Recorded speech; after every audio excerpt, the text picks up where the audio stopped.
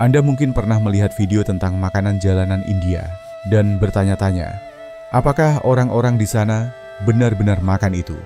Kita akan membahas makanannya sebentar lagi. Tapi pertama-tama, saya harus menyebutkan bahwa India adalah salah satu dari sedikit negara tempat saya mengalami diare hebat setiap hari. Itu terus-menerus, hari demi hari. Bahkan Anda tidak bisa meminum air dari shower karena kontaminasi merupakan masalah serius di seluruh negara. Hari ini, kita akan membahas sebuah pertanyaan yang sering diajukan oleh banyak pengunjung. Mengapa India begitu kotor? India adalah negara dengan kontras yang luar biasa yang akan membuat Anda terpesona. Di satu sisi, ada Kerala yang dikenal sebagai tanah Tuhan, dengan pantai-pantai yang begitu indah sehingga bisa menyaingi Karibia. Di sisi lain, ada Himalaya di utara yang menawarkan pemandangan gunung paling spektakuler di dunia, lembah Kashmir dan daerah Ladakh. Begitu menakjubkan sehingga banyak wisatawan mengatakan itu adalah pengalaman yang mengubah hidup. Bertahun-tahun yang lalu, area yang sekarang menjadi Himalaya dulunya pernah ditutupi oleh laut. Pegunungan yang sangat besar ini membentang melintasi beberapa negara Asia, termasuk Nepal, China, Bhutan, Afghanistan, dan India. Seiring berjalannya waktu, dengan perubahan lingkungan, laut perlahan-lahan surut, meninggalkan lapisan kristal berkilauan garam yang kita kenal sekarang. Kemudian ada Kanyakumari, ujung selatan India, tempat 3 badan air besar bertemu. Samudra Hindia, Laut Arab, dan Teluk Benggala bertemu di satu titik ini. Berdiri di sana, Anda bisa melihat warna air yang berbeda bercampur bersama. India juga memiliki beberapa tingkat penyakit genetik langka tertinggi di dunia. Kenapa? Di beberapa daerah, pernikahan antara saudara masih menjadi kebiasaan. Ketika kedua orang tua membawa gen yang sama, peluang untuk mewariskan kelainan genetik meningkat pesat. Ditambah dengan masalah air dan makanan yang tercemar. Hal ini menciptakan tantangan kesehatan serius bagi banyak komunitas. India memiliki populasi terbesar di dunia, dengan lebih dari 1,4 miliar orang, lebih dari 4 kali lipat populasi Amerika Serikat. Berbicara tentang sungai, Gangga memegang tempat suci di hati lebih dari 900 juta orang Hindu. Mereka percaya bahwa mandi di airnya membersihkan jiwa dan menghapus dosa. Bagi banyak orang, dikremasi di tepiannya dan menaburkan abu ke dalam sungai melambangkan penyelesaian perjalanan hidup dan pembebasan dari siklus kelahiran kembali. Namun, tidak semua orang dikremasi. Dalam tradisi Hindu, orang muda, wanita hamil, dan mereka yang dianggap suci secara spiritual langsung dimasukkan ke dalam sungai. Artinya, tubuh yang utuh dilepaskan ke dalam air yang sama yang digunakan oleh jutaan orang untuk minum, mandi, dan beribadah. Hal yang sama berlaku untuk sapi, yang juga dianggap sebagai hewan suci. Selama pandemi COVID-19, situasi semakin mengerikan ketika tubuh yang sudah membusuk terlihat mengapung di sepanjang sungai, dengan hewan liar memakan tubuh itu dekat tepi. Gambar-gambar ini sangat mengerikan. Namun praktik ini tetap berlangsung karena sangat tertanam dalam tradisi agama. Sebelum kita memasuki Dharavi, kawasan kumuh terbesar di dunia, jika Anda merasa video ini layak dilihat lebih banyak orang, dukung kami dengan menekan tombol subscribe dan mengaktifkan lonceng notifikasi. Dan jika Anda menonton melalui ponsel, jangan hanya berhenti di tombol like, ketuk tombol hype di bawahnya.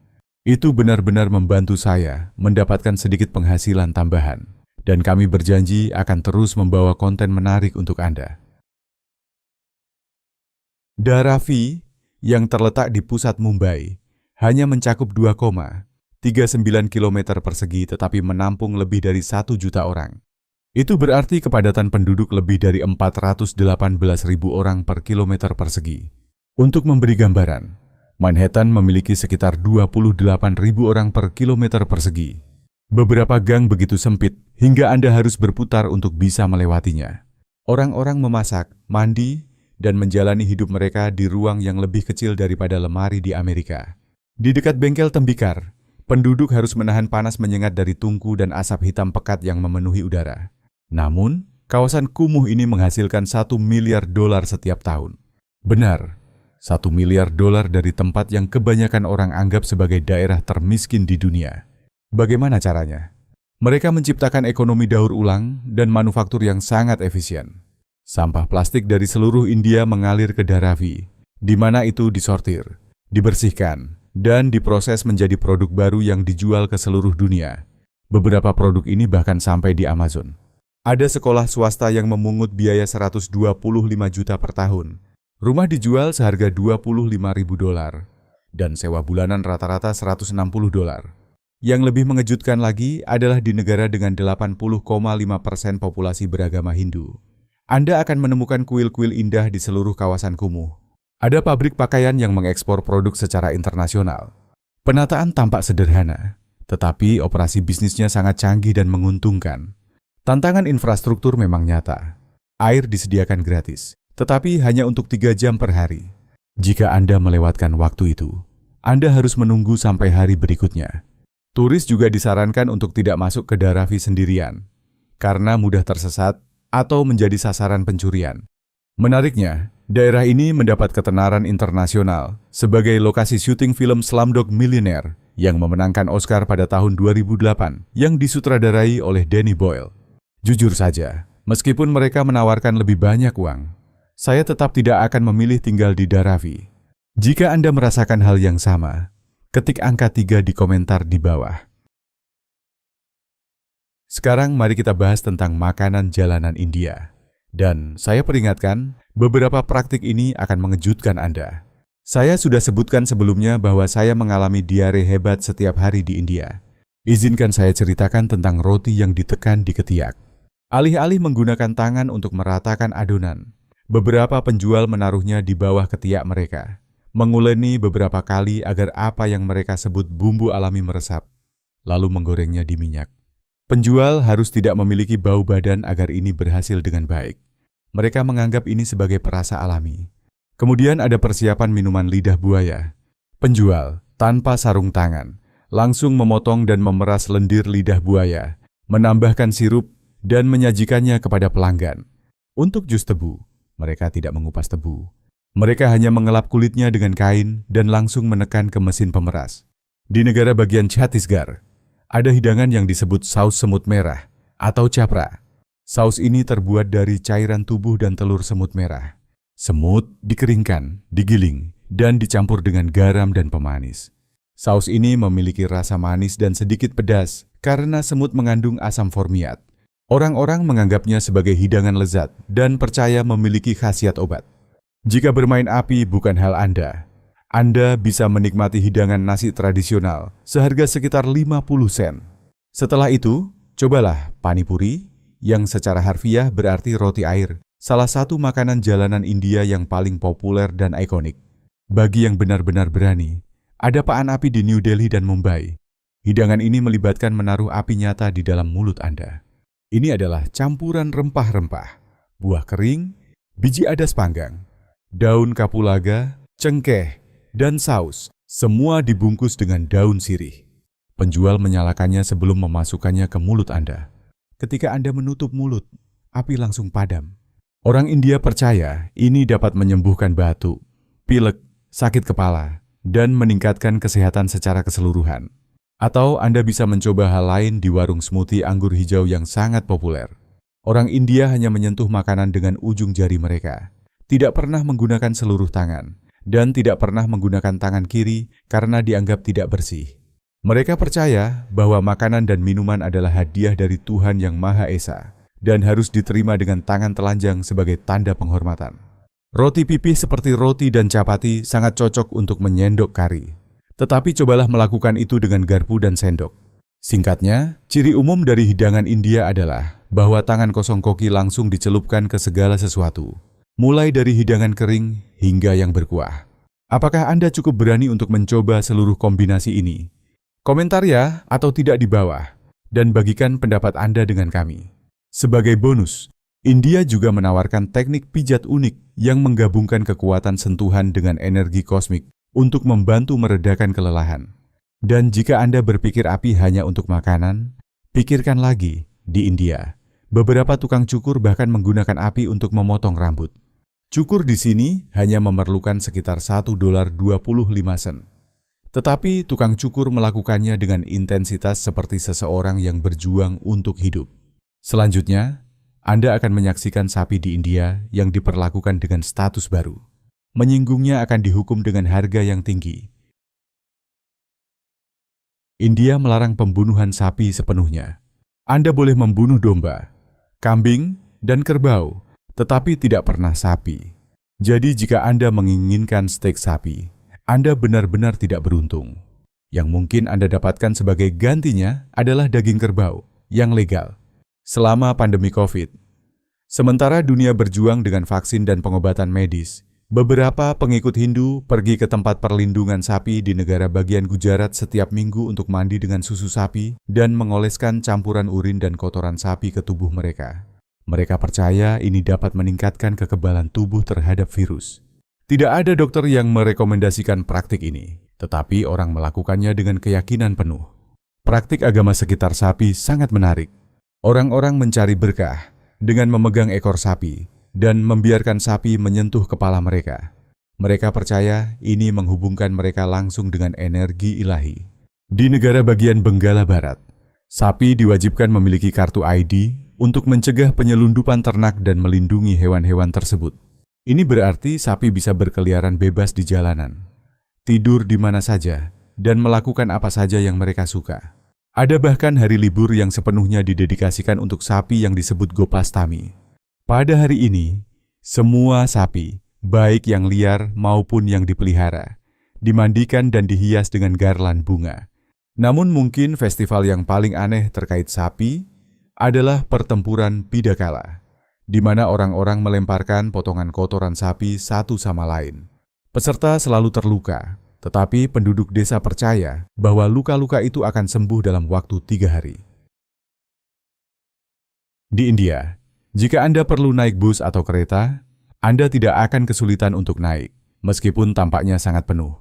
Bahkan ketika orang-orang bepergian di atap dan menggantung di sisi kendaraan yang terlihat bisa jatuh kapan saja. Jika Anda meminta untuk naik, mereka akan selalu berhenti dan memberi ruang entah bagaimana. Namun, ada sesuatu yang akan langsung membuat Anda frustrasi. Orang India tidak mengerti antrian seperti orang Barat. Anda bisa menunggu dalam antrian yang teratur dengan sempurna selama berjam-jam, dan ketika saatnya untuk naik, penduduk lokal akan melewati Anda dalam hitungan detik. Ini terjadi di mana-mana bus, belanja, bioskop, kantor pemerintah. Ini menciptakan situasi yang lucu dan membuat frustrasi bagi turis. Anda mungkin membeli tiket bus bertuliskan Bus Deluxe, mengharapkan tempat duduk yang nyaman dan pendingin udara. Namun, Anda akan segera menyadari bahwa Deluxe hanyalah nama yang dicat di sisi bus lama yang penuh sesak tanpa fasilitas khusus apapun. Anda akan melihat mobil, bus, sepeda, hewan, orang, dan rickshaw berbagi ruang yang sama dalam apa yang tampak seperti kekacauan total. Namun entah bagaimana, semuanya bisa berjalan. Sekarang kita akan mengeksplorasi beberapa tradisi pernikahan yang akan sepenuhnya menantang pemahaman Anda tentang hubungan. Di selatan India, ada suku bernama Toda yang mempraktikkan apa yang disebut pernikahan kelompok. Ini bukan poligami seperti yang Anda bayangkan. Ini adalah beberapa pria yang menikahi seorang wanita sekaligus. Yang membuat tradisi ini sangat mengejutkan adalah upacara yang menandai malam pertama pernikahan. Wanita yang baru menikah ikut serta dalam ritual intim yang melibatkan hubungan fisik dengan setiap pria yang menjadi bagian dari kelompok pernikahannya. Ini dilakukan dalam urutan tertentu yang ditentukan oleh tradisi mereka, dan dianggap penting untuk mengkonsolidasikan pernikahan kelompok. Ini bukan hanya tentang keintiman fisik. Ritual ini memiliki makna budaya dan simbolik yang dalam masyarakat mereka.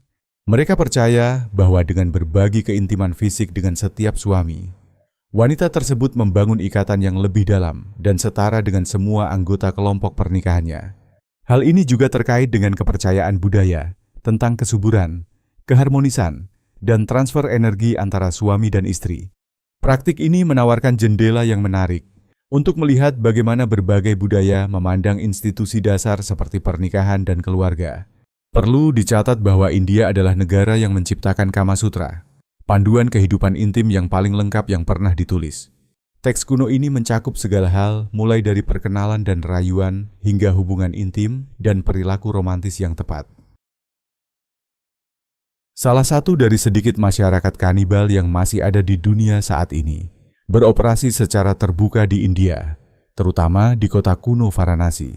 Mereka disebut Biksu Aghori, dan mereka mewakili salah satu sekte agama paling ekstrem di dunia. Para Aghori adalah asket Hindu yang mempraktikkan mistisisme dengan menghadapi dan mengatasi tabu sosial, termasuk kanibalisme. Menurut keyakinan mereka, dengan melakukan ini, mereka bisa mencapai pemahaman yang lebih dalam tentang sifat manusia dan melampaui batasan tubuh dan pikiran. Di Varanasi, para biksu Aghori melakukan ritual dan meditasi di tempat pembakaran mayat yang sama, di mana tubuh dibakar setiap hari. Jika Anda berjalan melalui kota kuno ini, tidak sulit untuk menemui mereka. Mereka biasanya beristirahat dalam kelompok kecil, mengenakan pakaian minim, dengan wajah yang dicat warna cerah. Para biksu ini sering menggunakan abu dari mayat yang dibakar sebagai bagian dari praktik spiritual mereka. Terkadang mereka menawarkan untuk membuat tanda berbentuk salib di dahi Anda dengan abu ini sebagai imbalan uang. Dalam tradisi mereka, gerakan ini dianggap sakral dan melindungi. Hal ini berkaitan dengan sistem kasta India yang rumit, yang masih mempengaruhi kehidupan sehari-hari meskipun sudah secara resmi ilegal. Orang-orang yang merawat tempat pembakaran mayat dan melakukan upacara pembakaran di Varanasi umumnya berasal dari kasta terendah, yang dikenal sebagai Dalit atau tidak tersentuh. Menurut keyakinan Hindu tradisional, Dalit dianggap tidak murni atau tercemar, yang membuat mereka terpinggirkan dari banyak aspek masyarakat dan menghadapi diskriminasi serta marginalisasi.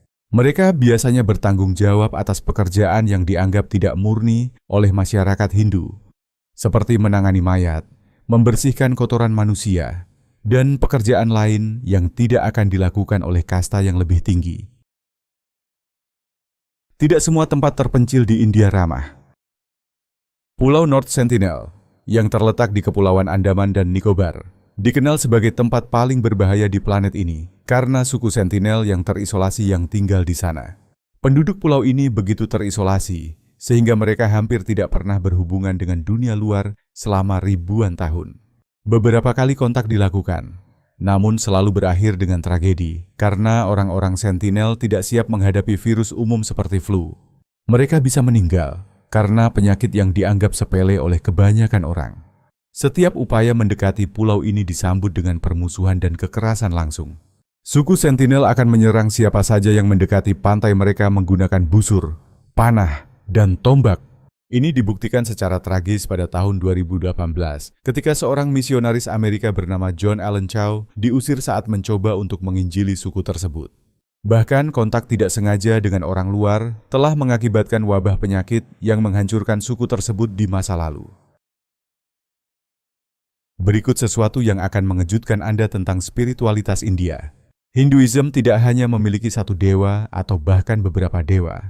Mereka memiliki ribuan dewa, masing-masing dengan karakteristik, kekuatan, dan atribut yang unik. Dari Brahma, pencipta alam semesta, hingga Kali, dewi kehancuran yang garang. Setiap dewa memiliki peran khusus dalam mitologi Hindu. Ada dewa untuk hampir segala hal: kekayaan, kebijaksanaan, cinta, perang, hujan, panen, perlindungan, dan banyak aspek kehidupan lainnya. Yang menarik adalah bahwa sejak usia muda, banyak orang India memilih dewa favorit mereka untuk dipuja terlebih dahulu. Berbicara tentang festival, izinkan saya menceritakan beberapa perayaan yang pasti akan mengejutkan Anda dengan intensitasnya. Salah satu yang paling ekstrem adalah Festival Thaipusam di Tamil Nadu, India Selatan, yang terkenal dengan tampilan iman yang menakjubkan, termasuk menusukkan kulit dengan kait dan membawa struktur dekoratif rumit yang disebut kavadis. Beberapa bahkan menyiksa diri mereka dengan cambuk dan rantai sebagai bagian dari penebusan dosa dan untuk menunjukkan pengabdian kepada Murugan, dewa penghancur dan anak dari Shiva. Yang luar biasa adalah banyak peserta yang melaporkan tidak merasakan sakit selama tindakan ekstrem ini. Beberapa studi menunjukkan bahwa keadaan mental dan emosional mereka, dipadu dengan konsentrasi tinggi, keyakinan agama, dan pelepasan endorfin, memengaruhi kemampuan mereka untuk menahan rasa sakit dan terkadang tidak berdarah sama sekali saat menusukkan kait. Populasi India yang sangat besar dan tantangan sosial yang unik telah menciptakan beberapa profesi paling aneh yang dapat Anda temui di mana saja di dunia. Pertama, ada detektif pernikahan.